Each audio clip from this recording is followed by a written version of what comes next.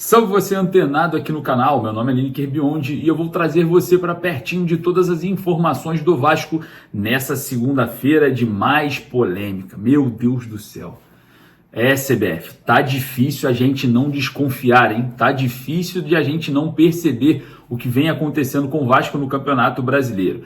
E mais uma vez, Rodrigo Guarizo do Amaral, o VAR, jogo contra o Cruzeiro, nem sequer quis trabalhar quando os lances são a favor do Vasco. A falta do Matheus Carvalho, a gente vai comentar bastante sobre isso, né? Que é um lance polêmico que poderia ir por vídeo, poderia chegar lá o Matheus Delgado Candansan, chegar lá, observar, ver a intensidade, ver se realmente pegou ou não, mas não teve, né? Mais uma vez, o VAR inoperante a respeito do Vasco, árbitro de campo completamente sem critério nenhum. A arbitragem brasileira, critério não existe. Camisa, tem cruz de malta e uma faixa na camisa, pode marcar tudo contra. De resto, a gente vê vergonha, não só dentro de campo, mas fora também, com adiantamento, adiamento, atraso de jogos dentro de uma rede de manipulação em que os queridinhos são prioridade. A gente vai falar bastante sobre isso, mas antes de a gente começar, deixa o joinha para dar aquela moral, vai lá nos comentários deixar a sua opinião e, claro, não esqueça de fazer aí o seu cadastro na BetWinner. A BetWinner tem vários bônus exclusivos para você. Utilize o código Mário24, ganhe 130% do seu depósito, mais R$300. Mas é claro, você corre ali no primeiro comentário fixado, clique no link e faça o seu cadastro. Não esqueça de fazer o seu primeiro depósito e o seu primeiro palpite com a BetWinner, que é parceira aqui do nosso trabalho. Mas solta a vinheta, bora pro vídeo que a gente vai falar bastante sobre o que vem acontecendo com o Vasco dentro, de uma semana decisiva.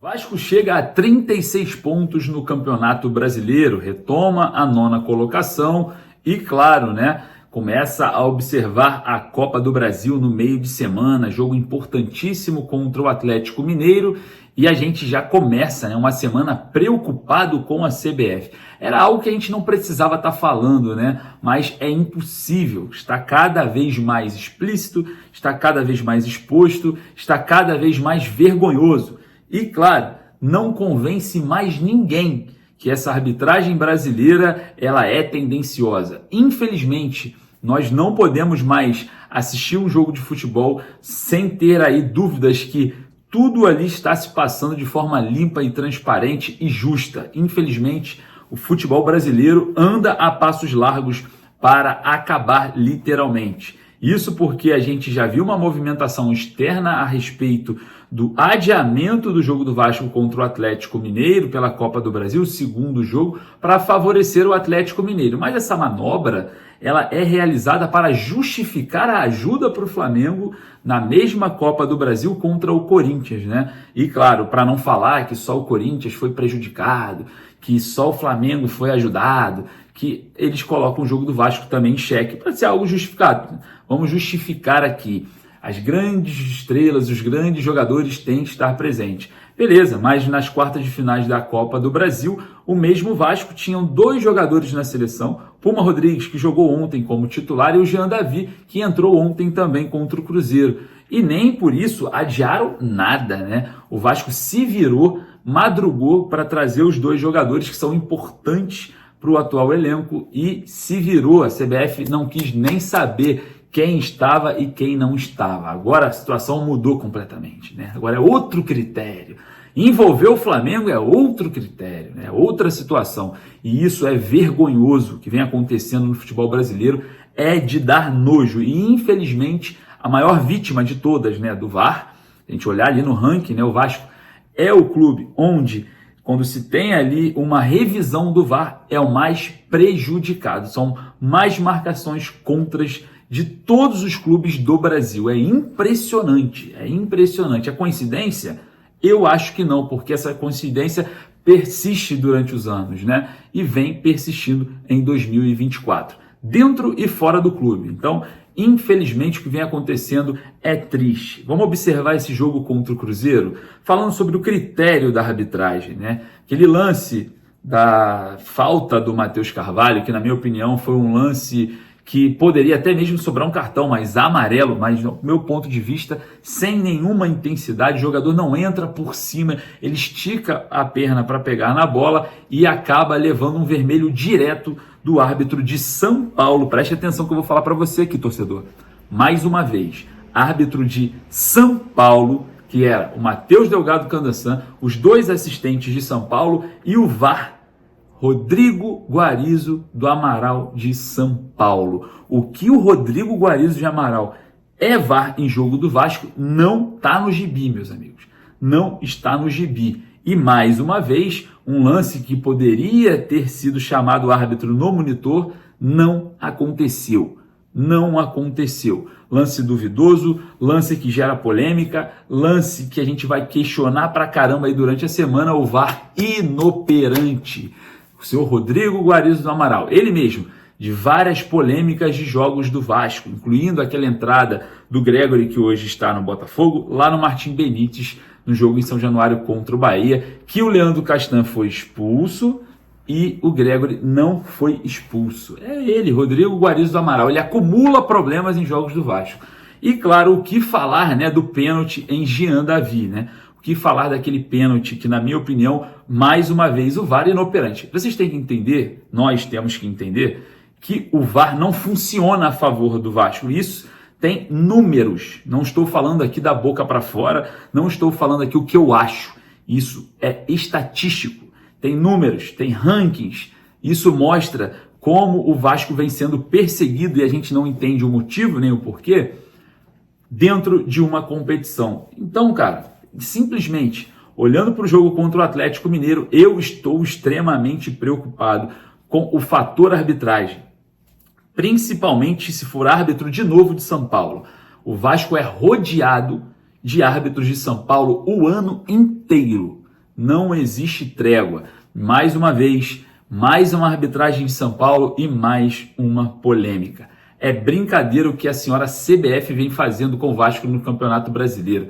E se liguem, preste atenção que na Copa do Brasil teremos falta de critério. Porque falta de critério é regra para arbitragem no Brasil.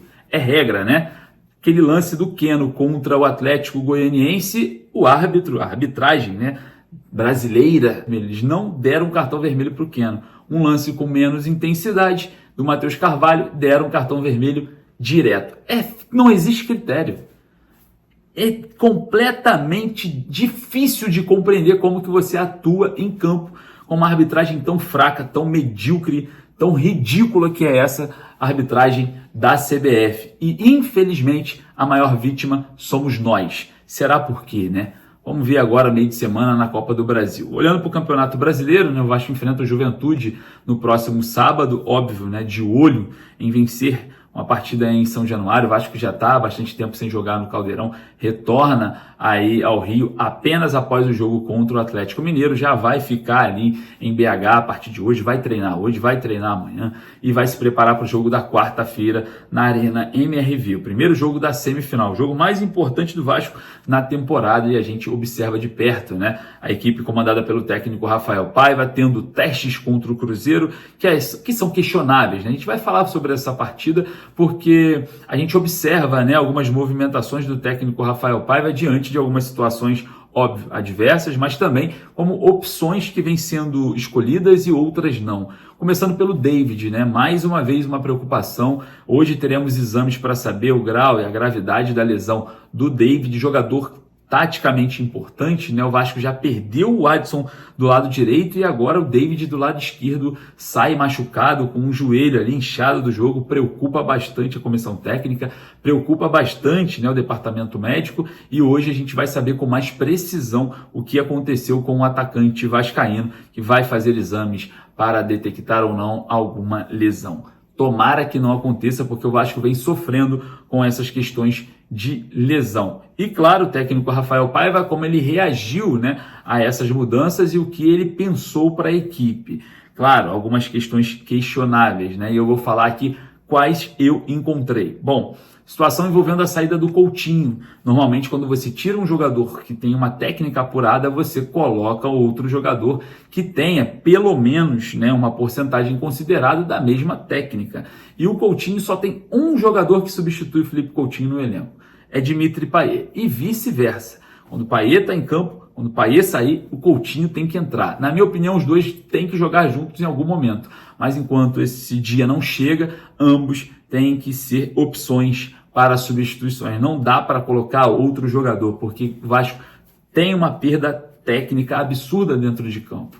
E claro, né, o Paiva fez alguns testes, fez alguma rotatividade no elenco. É de forma inteligente essa movimentação, porque você dá minutagem para algumas peças que podem ser utilizadas na semifinal, né? Peças importantes, peças que não têm tanta minutagem assim, que podem entrar e tem que entrar em algum momento e corresponder. Normalmente, se você não faz essa rotatividade, você perde, né, um pouco, fica discrepante, fica um abismo. Jogadores que jogam como titulares e os reservas ali entram completamente perdidos porque não tem essa minutagem. Mas é bem difícil entender o que o Rafael Paiva pensou, né, colocando ali principalmente Pablo Galdames.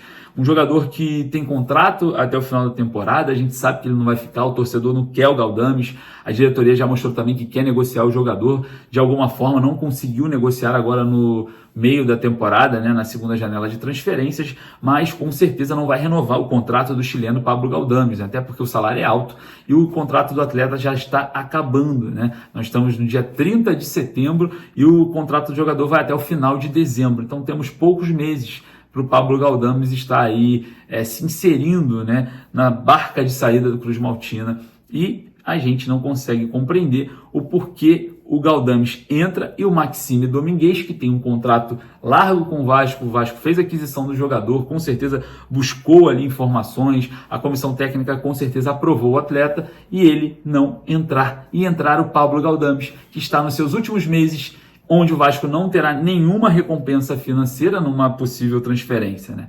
É algo difícil de entender, é algo complicado de defender do Rafael Paiva e complicado de compreender, porque é complicado a gente administrar um jogador que vai sair. É a mesma coisa o Rossi, que já nem vem figurando mais na lista de relacionados. Enfim, situação de campo do Vasco bem num ritmo de testes, né? A gente viu o Puma Rodrigues e o Paulo Henrique jogando juntos na ponta direita. O Rafael Paiva ia fazer essa movimentação com o Vitor Luiz e o Leandrinho.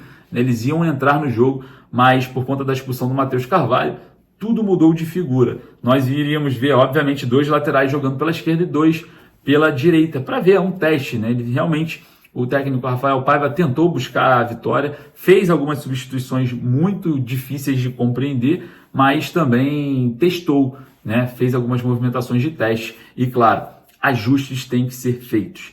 E a gente sempre protegeu aqui. O Vasco tem que ir com força máxima para chegar ali, encontrar o problema e resolver para o jogo contra o Atlético Mineiro. Já encontramos um problema que já vem sendo exposto há muito tempo. Cruzamento da área da esquerda para a direita de ataque, o Lucas Piton pela esquerda é muito frágil. Foi assim que saiu o gol de empate do Cruzeiro no Mineirão com o Zé Ivaldo, né? Em cima do Piton, o Piton não foi assim muito atencioso na marcação, largou o Zé Ivaldo no meio do caminho e o jogador, o zagueiro do Cruzeiro, foi lá, cabeceou para o fundo das redes, onde o Léo Jardim não conseguiu também ter um poder de reação, porque estava também um pouco mal posicionado. Mas, na minha opinião, erro grotesco do lado esquerdo da defesa do Vasco, que é composto por Lucas Piton e Léo Pelé, né? Infelizmente, o gol de empate do Cruzeiro saiu ali, o Cruzeiro com dificuldades de criar, dificuldades de chegar no ataque, e depois do gol, né, chegou 2 vezes com perigo, onde o Léo Jardim salvou o Vasco mais uma vez. Mas é um diagnóstico, né? Encontramos um problema que não pode acontecer contra o Atlético Mineiro. Lado esquerdo da defesa do Vasco, bola atravessada da direita para a esquerda de ataque. Precisa ter atenção, precisa ser ali um ponto a ser trabalhado para as semifinais. E é exatamente isso que serviu o time do Cruzeiro em campo no Mineirão contra o Vasco. Um grande simulado para a gente pegar agora, quem sabe, né, uma vaga na final da Copa do Brasil.